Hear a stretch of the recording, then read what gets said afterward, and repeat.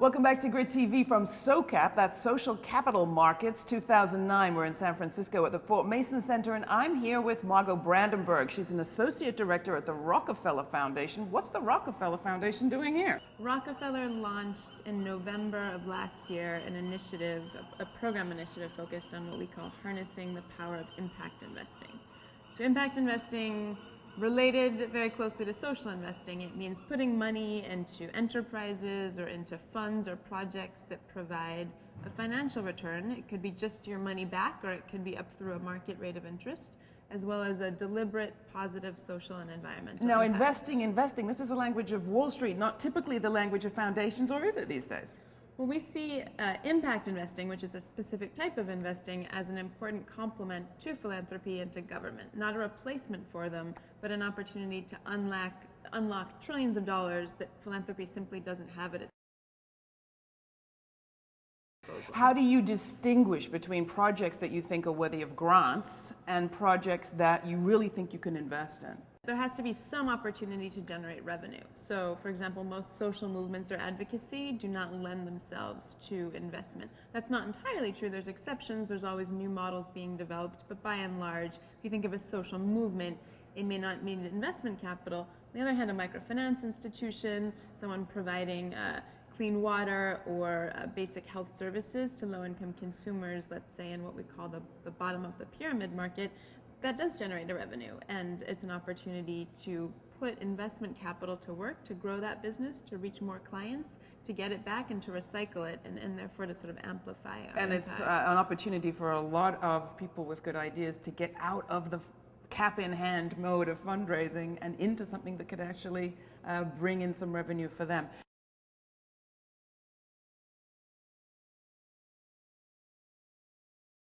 Now, microfinance, you use the word, and people may be familiar with it ever since Muhammad Yunus got the Nobel Prize for his work in that area.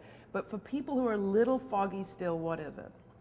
Microfinance is the availability of financial services, generally loans, but it could be savings, insurance services, what's called remittance services or money transfers, to individuals who generally are excluded from the formal financial markets. They don't have collateral.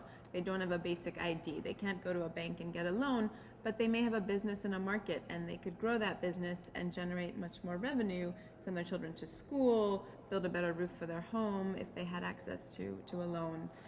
Is this a small part of our existing economy, or are you looking at really models of a new economy? The economy we've had for a while hasn't been working that well. This is a good point. I think sky's the limit now. This, again, what we call impact investing is something we've seen grow for the past 5+ years at an average of about 30 to 35% a year until mid-2008.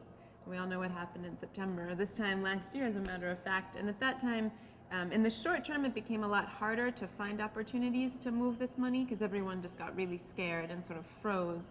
But much broader opportunities at sort of an intellectual, philosophical level have opened up, and I think many more people from all different organizations and walks of life are really rethinking what does it mean to function in an economy and what is a sustainable form of investment capital, and I think it's really exciting. All right, last question. There are people out there, many of them, who know young people who think that America's best years are behind them and that they're facing a very gloomy future. What do you say? Good question. The pessimism of a so-called Gen Y. We certainly, in polling that the Rockefeller Foundation has done, have noted this, and we're particularly surprised and, I should say, dismayed by it. You know, again, I think right now people in some sense are scared and pessimistic, but are optimistic about the long-term opportunities to rethink the relationship between individuals, our government, our economy. I think it's a mix of optimism and some skepticism. And what part does SoCap play in that?